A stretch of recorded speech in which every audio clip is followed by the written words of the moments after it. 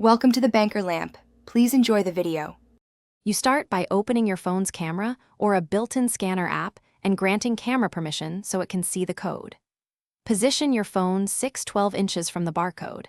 Steady your hands and center the code in frame so the scanner can read all bars. Make sure light is even, not too bright, not too dim, because contrast between bars and spaces is what the software uses to decode the data. Once you have the code framed, tap the screen to focus and let the app adjust exposure. That sharpness is why decoding succeeds. If needed, enable the flashlight so the scanner sees clear contrast. Lower light makes detection fail. Keep the phone parallel to the barcode and slowly move slightly closer or farther until you hear a beep or see a scan animation. That confirms the camera captured the full pattern. After the app reads the code, you'll get a pop-up with the URL, text, or product info. Tap it to open or copy the content. Verify the destination before following links and save or share the scan data as needed for receipts or inventory.